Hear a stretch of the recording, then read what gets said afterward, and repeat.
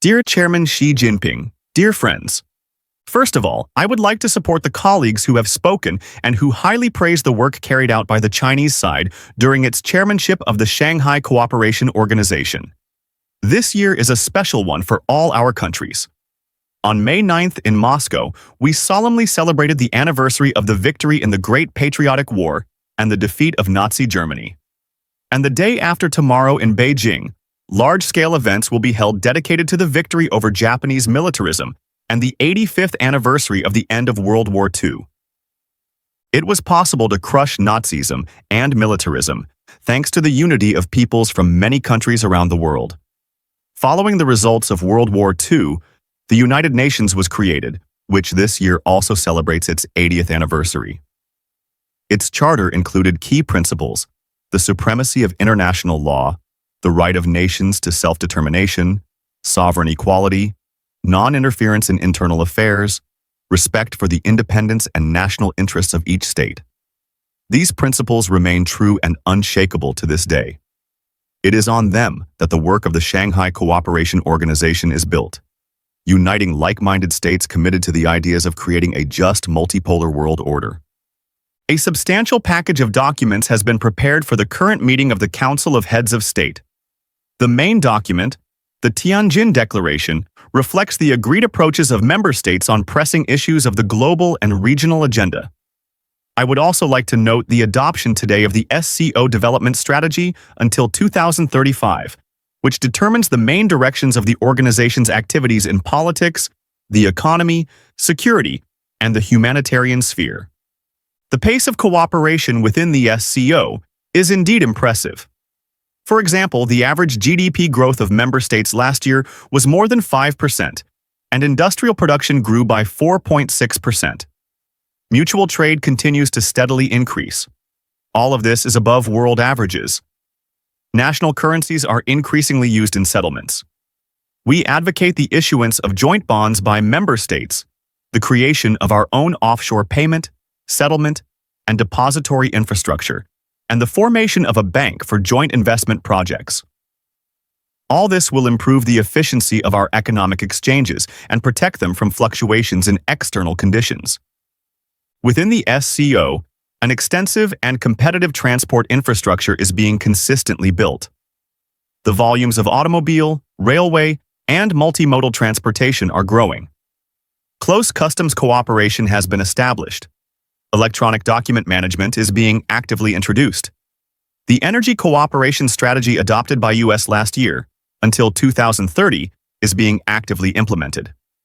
Today, a sectoral roadmap is being adopted in its development, aimed at conducting coordinated and balanced energy policies across the entire SCO space. As many colleagues have already noted, the organization's members are expanding ties in science and education, healthcare, and the environment, as well as in sports and youth exchanges. The SCO University, which unites 77 universities from our states, is operating successfully. Rectors' forums are regularly held, and dialogue among students, graduate students, and faculty is intensifying. Dear colleagues, our organization is consistently increasing its influence in addressing urgent international issues, acting as a powerful locomotive for global development and the affirmation of genuine multilateralism. And of course, the SCO makes a tangible contribution to strengthening the atmosphere of cooperation and mutual trust throughout the Eurasian continent, thereby helping to lay the political and socio-economic foundations for the formation of a new system of stability, security, and peaceful development in Eurasia. A system that would replace the outdated Eurocentric and Euro-Atlantic models and would take into account the interests of the widest possible range of countries, would be truly balanced, and therefore would not allow attempts by some states to ensure their own security at the expense of others.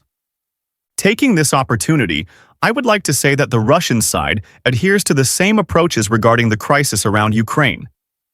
Let me remind you in this regard that this crisis did not arise as a result of Russia attacking Ukraine, but as a result of a state coup in Ukraine, which was supported and provoked by the West, and then by attempts to suppress, using armed force, the resistance of those regions and people in Ukraine who did not accept and did not support that coup.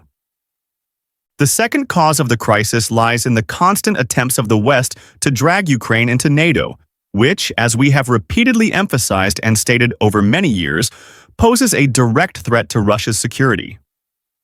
By the way, as a result of the coup in Ukraine in 2014, the political leadership of the country, which did not support Ukraine's accession to the North Atlantic Bloc, was removed.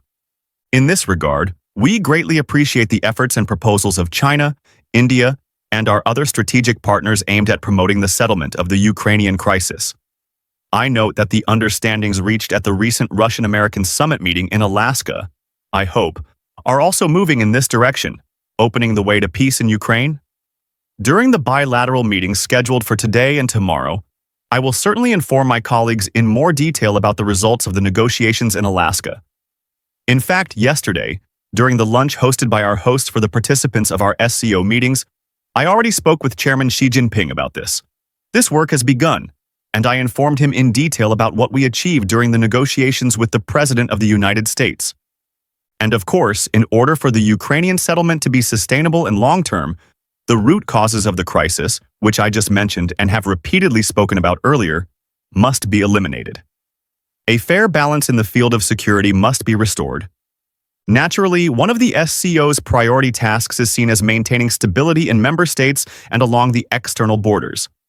Russia supports the draft program to counter extremism until 2030, prepared for our meeting, and is ready to join in the implementation of this document.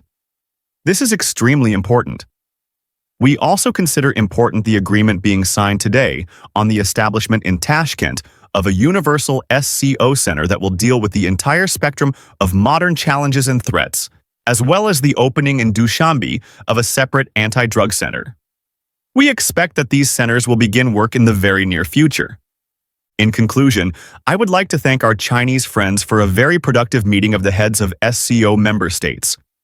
I am confident that the issues of implementing the agreements reached here in Tianjin will be substantively considered at the meeting of the SCO Council of Heads of Government, which, as agreed, will be held in November in Moscow. We will be glad to welcome the delegations of all your countries, dear friends. Naturally, I wish success to the President of Kyrgyzstan, Sadir Nurgozovich Japarov, and our Kyrgyz colleagues, who after this summit will assume the chairmanship of the Shanghai Cooperation Organization. Thank you for your attention.